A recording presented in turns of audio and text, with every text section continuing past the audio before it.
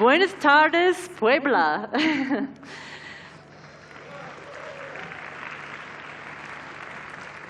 This is amazing. It took thousands of years for Christianity to spread through crusades, colonization, and missions to become the most practiced religion in the world.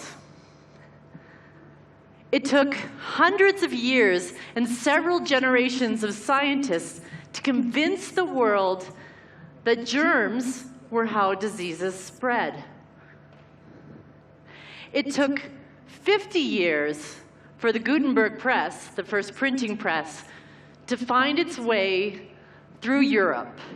In this rapid expansion, at the end of it, there were 1,000 presses in existence. And it took Candace Payne, aka Chewbacca Mom, 24 hours to reach 50 million people. There is no doubt that ideas and information travels faster in the internet age than it did ever before. We know that. That's a given. But what we don't understand exactly is why it does this and how it travels.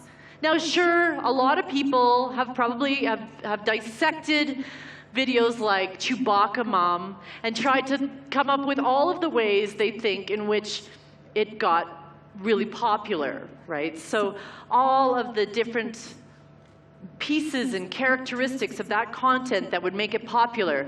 But truly, can we reverse engineer this to turn it into another viral hit? Now, I'm sure you've heard plenty of people who said, buy my book or buy my services. And yeah, we can totally do this. But the answer to this question is an unqualified no.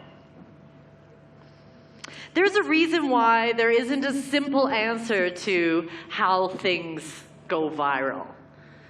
Certainly, there are a lot of characteristics that are similar in content that does spread, right? There's lots of similarities. However, there are a lot of pieces of content that are out there. There are a lot of ideas out there that have similar characteristics to that content that go nowhere. They're dead in the water. As well as there are plenty of outlying examples that go viral without sharing those characteristics. And pretty much every scientific theory, or pretty much every scientific study, as well as all of the data that we have available to us out there, has culminated in the answer that there is no single typical way in which ideas become popular. Now, being the sense-making humans that we are, we certainly have tried to find patterns in all of this.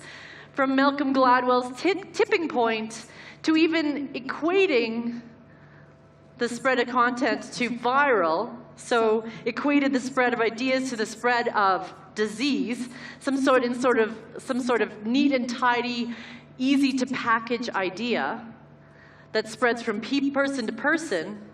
We've tried to make sense of it. And certainly ideas do spread from person to person. And people influence other people. Yeah, that's totally a given. Absolutely. But what we don't know for sure is how this happens, and why is it those particular pieces of content? Why is it? Why is it one thing goes viral and the other thing does not without some sort of help? So today, let's explore a little bit about what we do know about why ideas spread. And I'm going to break this into 3 general categories to try to examine it. So the first of which is the audience. These are the recipients of the idea, the people that will take the idea and pass it along or not pass it along. Without them, there is no spread of ideas. So what is it that influences the audience to pass something along? Number 2 is the content itself. Is there something that's inherent in the message or the packaging of the content that makes something more share-worthy? And of course, Finally, there is the media through which the idea travels. And of course, there is a big category that we're not going to talk about today, which is random chance, which includes everything that you cannot predict, you cannot control, you cannot even measure because it is so random. It's things like, oh, it was a slow news day, or if you hit send about 10 seconds later, it wouldn't have gotten in front of that one person who shared it to their audience, who shared it to their, and then hit the big node in the network. So let's start with audience then.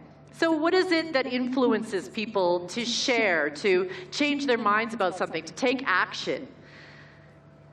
In his book, Influence, The Psychology of Persuasion, Robert Cialdini has come up with 6 weapons of influence, and they are reciprocity, consistency, social proof, liking, authority, and scarcity. So number 1, reciprocity. Reciprocity is the practice of obligatory exchange. For millennia, our lizard brains have been susceptible to the urge to return a favor or pay it forward. So we all know this one. Last year, Tim helped us move. And this year, Tim is moving himself. So we feel obligated to help Tim move. Now, Tim probably knew that when he was helping us, when he offered to help us move last year. Not saying that Tim was plotting or anything against us. But that's reciprocity in action. Number 2 is consistency. So consistency is the desire to remain committed to one's word or ideals. This is a human trait, once again, in the lizard brain that gets us, that puts us in a position where if we believe in something, if we've invested in something, we will go to the ends of the earth to continue to believe in that thing. Have you all heard of confirmation bias? So this results in something called could result in something called confirmation bias. And this is the idea that if we believe in something and there's contradicting information that is perfectly reasonable and sound, we will completely edit it out of our brains and even replace it with some batshit crazy notion of conspiracy theory in order to hold on to that idea. That's how much our brains want to remain consistent. Now, of course, there is a very positive side to consistency as well, is people support that which they help to create. And this goes into things like crowdfunding and crowdsourcing and that sort of thing, so it can be really positive. The next one is social proof. Social proof is all about looking to other people to help us make up our minds. And it could also result in something called information cascade. The information cascade is a chain reaction where we like something because everybody else likes something. And who's been in this scenario? You're standing in front of 2 restaurants. The one restaurant is full of people, maybe a lineup outside, and the other one has hardly any people. And what does your brain say? Your brain says, I bet the food's better at the first restaurant, right? Well, I've tried this experiment, and I'm telling you, we are victims of information cascade because it's not always the case. Number 4 is liking. Liking is intrinsically related to trust. The more we like someone, the more we trust them. And the more we trust them, the more likely we are to be persuaded by them. Now, to go back to Candace Payne, Chewbacca Mom. By the way, who all has seen the Chewbacca Mom video? Yeah, so most people in the world by now. When she started talking in her video, she was rambling and all over the place and just really human and giddy, and she was preparing to unveil this thing to us, and we liked her instantly. And then she unveiled the mask, and she was like, her laughter was infectious, and we liked her even more. And this is a big reason why this video got shared over and over again because people really related to her unfettered joy. Number 5 is authority, which I call the fancy factor. This is the using expertise. So 4 out of 5 dentists say that you should use this toothpaste. Excellent. Well, maybe I'll use this toothpaste. That sort of thing. Number 6 is scarcity, which is the perception of a shortage of limitation of time or supply. So act now, or else you'll miss your chance. Or the doorman that says, sorry, you have to be a member, which makes you want to go in even more. Now, I wasn't really interested in the Snapchat spectacles, because I thought, oh, they're just like another goofy Google Glass. But then I heard they were in limited supply, and they were going to drop these machines, in random places. And now, not only me, but everybody wants to have them. Now, because this is a talk about the future of influence, I have to say that these particular weapons of influence haven't changed. And Robert Cialdini's book came out several years ago, and it's in like a 4th or 5th edition. And the things that and influence, like our lizard brains are going to influence us in the same way, going way into the future. But what has changed is audience expectations of the content itself, as well as the media through which it travels. In 2014, Variety magazine did a study where they asked US teens who influences them. And they found something really interesting. In the top 10 of who are the most influential, 6 of the top 10 were YouTube stars. Not traditional celebrities or musicians, right? There are a few in there, but not in the majority. So they did it again the next year. And what they found were 8 out of the top 10 were YouTube stars. These are, gamers like PewDiePie who are sitting in their bedroom playing video games and people are watching them for hours, or unboxing videos, that sort of thing, DIY, makeup tutorials by amateurs, just regular kids. And they chalk this up to a change in audience expectations. And some of the reasons cited for finding these YouTubers more influential were relatability, authenticity, intimacy, and engagement, which all pretty much map to the 6 weapons of influence, right? Consistency, liking, reciprocity, social proof. The only thing that didn't really fully map was authority and scarcity. But these still exist, they just exist a little bit differently as in the internet age. So when it comes to authority, 4 to 5 dentists agree, Well, which of those 4 were paid by the brand? And I'd like to see your data, because I don't necessarily agree with that. But what we can trust, and what we do see as authority now, is personal experience. When it comes to scarcity, of course, these videos are free and open and available, and there's thousands of them. But now, what's scarce is attention, and I'll talk about that a little bit more.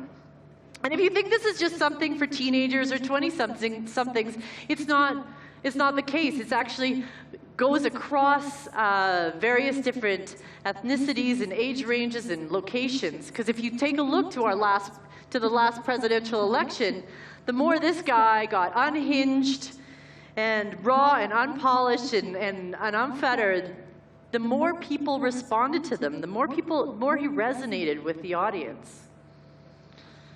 And this represents 3 major content trends, which are authenticity, commitment, and relatability. So authenticity is the raw and unpolishedness, and it's everything that connects you to an audience. So this is you, and this is your audience, and the connection between you cannot be broken. It cannot have something in between you and the audience. You, with that direct connection, is what creates that bond. And a lot of traditional media companies, as well as advertising agencies and brands and Hollywood, have a tough time with this, because they have built their business on polish and perfection and brand standards and all of the things that would get between you and your audience in that connection. And the content that they're creating is being rejected by the audience because they see it as cold and inauthentic. What they're looking for is this one-on-one, this human and intimate. And how you do that is you talk directly to your audience. You show passion. You show your humanity to the audience. Number 2 is commitment, which, once again, Hollywood and brands and advertising agencies have a tough time with as well. Because Hollywood's used to creating things in seasons, and agencies are used to running campaigns. These are not commitments to your audience. This is very short term. And the audience that we looked at before, are used to their favorite creators, their favorite YouTubers, their favorite online stars, putting out content every week. Some of them every single day. 365 days a year, no beginning, no end. They're super committed to their audience. And what you need, if you want your audience to commit to you, you need to commit to your audience. And finally, relatability. So it's sort of like stars, they're just like us. They pick up dog poop and they go shopping and they eat chips, sure. But it's not only just general relatability, but it's also being relatable to a very specific audience, a very specific group of people. It's about the rise of the niche. There never really was a mass or a one-size-fits-all, but it's especially true nowadays in the age of the social era. Anybody can pick up their camera and put content on the web nowadays. Next slide. Thank you. And so that happens, so that means that anybody with any topic, any community of interest, any background, any interest at all can be covered, even though before it was completely ignored by the media. So now you have the choice. You can either have the generic content that is available, and by generic, usually in North America, this means white, straight, English-speaking, Anglo-Saxon male, or you can have something that relates to you. And what are people choosing more and more? The web and democratization have given people a lot of choice. And now, of course, they're choosing authenticity, commitment, and relatability, which leads me to media. Now the media, the social media, of course, is meant to spread messages. It's super easy. If you can click a button, you can share. That's what it encourages you to do. Contrast that back to Louis Pasteur's days when he was trying to spread the idea of germ theory. He would have to hop on his horse or in his horse and buggy with all of his equipment and all of his data and go from town to town to town to try to sell his information in. Nowadays, he would just put a video up on YouTube, right? Or publish his findings to SlideShare to get it out there. Now, his problem wouldn't be how he distributes the ideas. Now his problem would be the competition with the immense amount of content that is out there. There's 1.8 billion pieces of content put up on Facebook, 500 million tweets on Twitter, 85 million photos and videos posted to Instagram, and 300,000 videos uploaded to YouTube daily. Every single day. Your idea, your content, your message has to break through all of that. And although there are no guarantees, you have a much better chance of reaching your audience if you're relatable, you commit to the long term, and you're authentic. Because today and into the future, your ability to influence is directly correlated with your ability to connect to your audience. Thank you.